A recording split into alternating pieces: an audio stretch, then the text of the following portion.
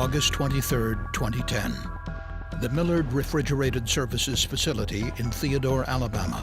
More than 32,000 pounds of anhydrous ammonia was released to the atmosphere after a pipe within the plant's refrigeration system catastrophically failed. The Chemical Safety Board investigated and found that the ruptured pipe was caused by hydraulic shock, which is defined as a sudden localized pressure surge in piping or equipment resulting from a rapid change in the velocity of a flowing liquid.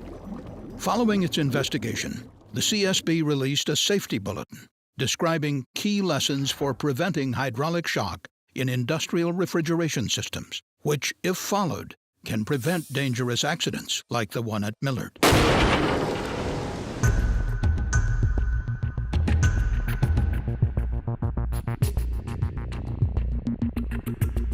In 2010, Millard Refrigerated Services operated a frozen poultry export facility near Mobile, Alabama.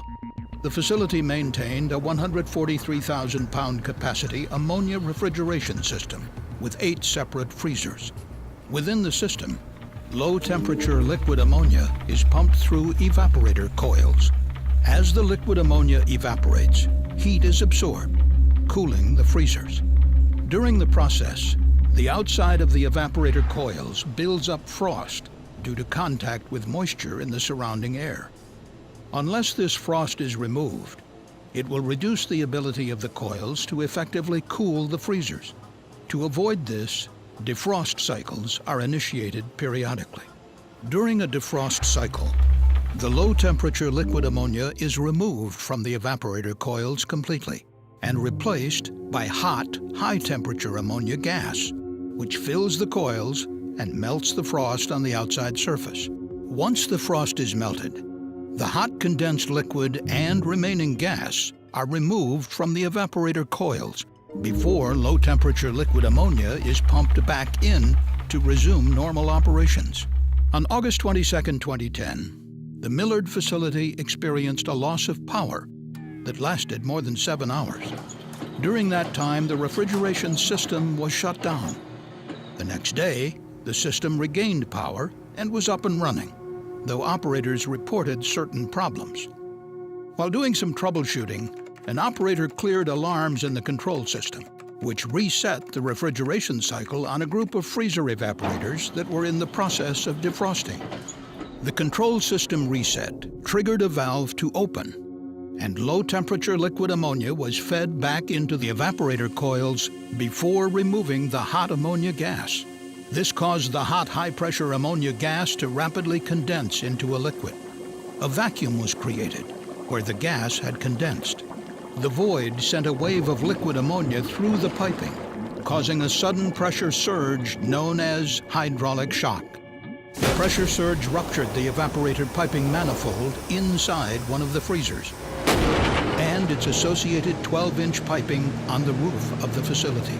32,100 pounds of ammonia were released into the surrounding environment. The large cloud traveled a quarter mile from the facility south toward an area where 800 contractors were working outside on a cleanup site for the Deepwater Horizon oil spill. 153 people were exposed to toxic anhydrous ammonia. 32 of the off-site workers required hospitalization. 4 of them were admitted to an intensive care unit. During its investigation, the CSB learned that the operator who was attempting to troubleshoot equipment issues after the power outage manually cleared alarms that reset the evaporator controls.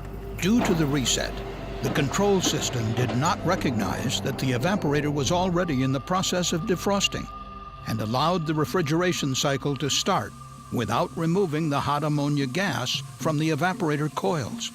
The CSB notes that one lesson learned is to avoid the manual interruption of evaporators during defrosting and to ensure that control systems are equipped with security devices so that only trained and authorized personnel may manually override programmed operations. And after an unintended interruption of service, hydraulic shock can be avoided by programming the control system to automatically remove contents from the evaporator coils prior to restarting refrigeration.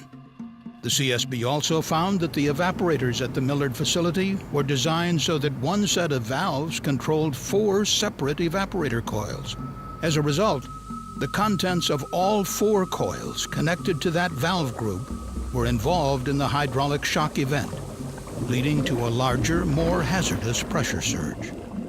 The CSB notes that when designing ammonia refrigeration systems, each evaporator coil should be controlled by a separate set of valves. And the CSB found that immediately after discovering the ammonia release, a decision was made to isolate the source of the leak while the refrigeration system was still operating, instead of initiating an emergency shutdown.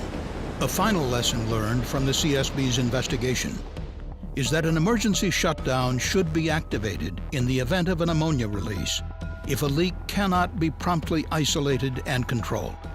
Doing so can greatly reduce the amount of ammonia released during an accident. The CSB believes that if ammonia refrigeration facilities follow the lessons learned from its investigation into the accident at Millard Refrigerated Services, dangerous hydraulic shock events can be avoided.